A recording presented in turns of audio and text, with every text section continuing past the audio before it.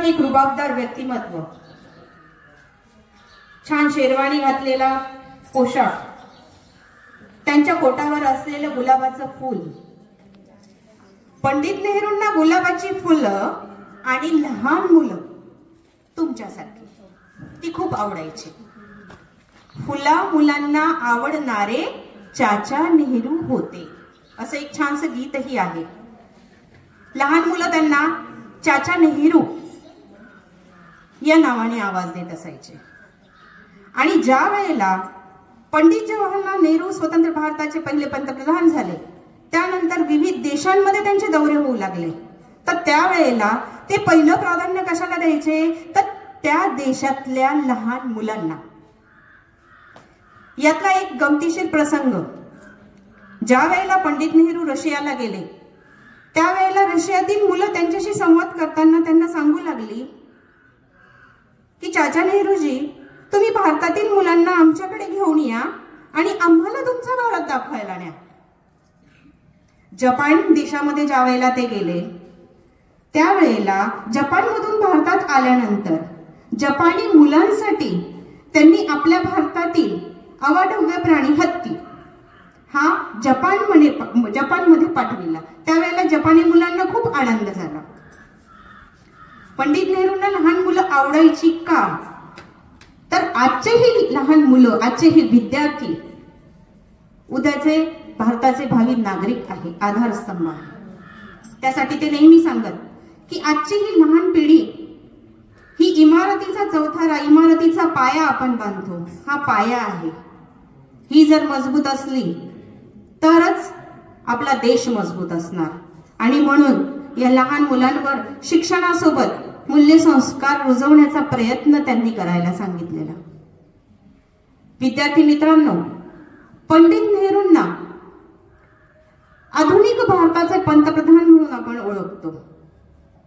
भारत स्वतंत्र झाल्यानंतर या भारताचा औद्योगिक विकास, मग तो उद्योग क्षेत्रातून असो किंवा राजकीय, शैक्षणिक, साहित्यिक, सर्व क्षेत्रातून तो त्यांनी केला.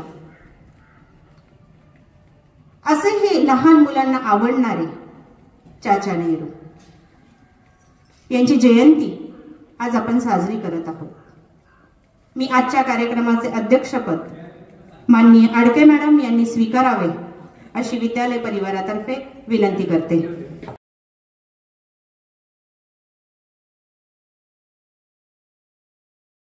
माननीय आडके मॅडम तसेच सर्व गुरुजन आणि विद्यार्थी मित्रांनो, आज पंडित जवाहरलाल यांची जयंती तसेच बालदिन. भारतीय स्वातंत्र्य चळवळीतील अग्रगण्य नेते, जागतिक शांततेचे पुरस्कर्ते, आधुनिक भारताचे शिल्पकार व स्वतंत्र भारताचे पहिले पंतप्रधान पंडित जवाहरलाल नेहरू यांचा जन्म प्रयाग क्षेत्रीय म्हणजेच अलाहाबाद येथे झाला.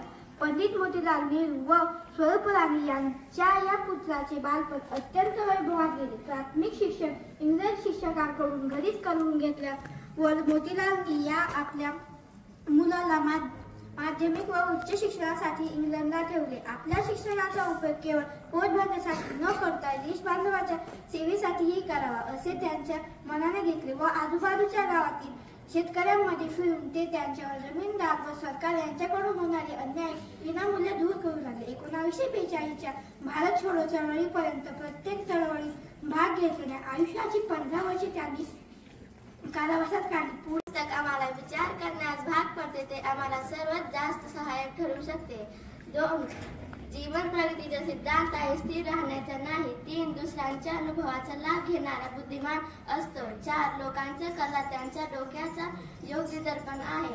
5 संकट आणि गतिरोध जेव्हा जास्त असतात तेव्हा कमीत कमी एक फायदा नक्कीच होतो की ते आम्हाला विचार करण्यासाठी भाग पडतात. 6 जी पुस्तके आम्हाला विचार करण्यासाठी प्रवृत्त करतात ती सर्वात अधिक सहकारी असतात. 7 अपयश तेव्हाच येते जेव्हा आपण आपले आदर्श, उद्देश आणि तत्त्वेचे विसरतो. 8 माणसाने कितीही काम केले तरी त्यामुळे तो काही मरणार नाही. 9 संकट आणि विरोध यामुळे आपण विचार करण्यास प्रवृत्त होतो. हा सुद्धा एकच लाभच आहे. मग आता हे एवढे महान आहेत की ते भारताचे पहिले पंतप्रधान आणि हे असूनही त्यांना मुलंही खूप आवडायची. सूत्रसंचालक जाधव मॅडम यांनी तुम्हाला सांगितलं, परत भाषणामध्ये तसा उल्लेख झालाय. आणि त्यांचा इतिहास जेव्हा आपण अभ्यास करू ना, अनेक ठिकाणी ते विद्यार्थ्यांना पहिलेच महत्व द्यायचे.